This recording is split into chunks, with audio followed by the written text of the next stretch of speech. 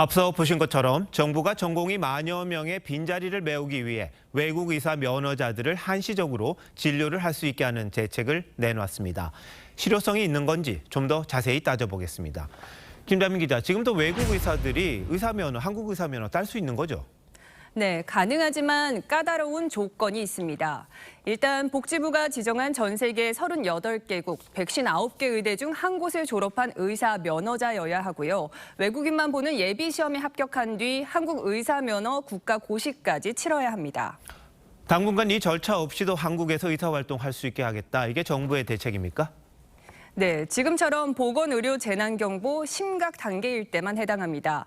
국가와 학교 제한 없이 외국 의사 면허만 있으면 되고요. 의사 국가시험도 면제해 줍니다. 정부는 의료법 시행규칙 18조의 사항을 추가한 개정안을 입법 예고했고, 이르면 이달 말부터 외국 면허 의사의 진료가 가능해집니다. 의사 국가시험은 그래도 최소한의 안전장치인데요. 이것 없이 한다는 것 좀 너무 풀어주는 게 아니냐, 이런 지적도 있을 수밖에 없을 것 같아요.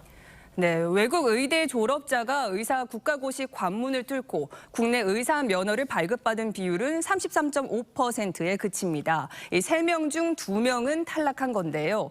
개정안이 시행되면 이 탈락자 2명도 보건의료 심각 단계에선 국내에서 진료가 가능해지는 셈입니다.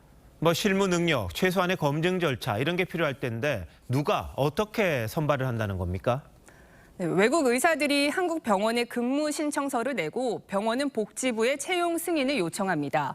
전공의 빈자리가 생긴 대형 병원 필수 의료과에 수요가 있을 것으로 보이는데 사실상 서류 심사가 전부입니다. 병원 제출하는 자료를 가지고 복지부가 검토를 하는 거죠. 별도 시험이나 이런 거는 아닙니다. 병원에서 자기들이 필요한 인력을 채용해서 복지부에 승인을 요청하는 형태이기 때문에요. 근데 외국 의사가 도입되면 환자와 의사소통을 해야 되잖아요. 좀 문제가 있을 것 같은데요? 네, 그래서 의료계에선 국내에서 외국 의대로 유학 간 한국인이 주로 지원할 것으로 보고 있습니다. 의료사고 발생 위험에 대한 지적도 나오고요. 무엇보다 6개월 정도로 예상되는 한시 채용에 얼마나 많은 의사가 지원할지도 미지수입니다. 그래도 당장 수술을 받았으면 하는 환자들 입장에서는 외국 의사라도 좀 절실하다, 이런 생각도 듭니다. 네, 일부 환자단체는 정부에 외국 의사들의 한시적 의료 행위를 허용해달라고 요청해 왔습니다. 이 전공의처럼 수술을 보조하는 역할을 할 수 있지 않겠냐는 건데 의료계는 반대합니다. 예전에 베트남이나 중국에서 의사들이 왔었어요. 좀 스킬이나 이런 것들이 많이 떨어져요. 그래서 취직이 안 되고 이런 사람들이 여기로 올 텐데 우리가 뭘 믿고서는 환자를 갖다 맡길 수 있겠어요. 전공의들의 업무를 단지 수입방 보조로만 생각하면은 안 되거든요. 의료 공백이 지금 석 달 가까이 지속되다 보니까 정부가 이런 대책까지 내놓는데 빨리 좀 합의가 됐으면 하는 그런 바람이네요.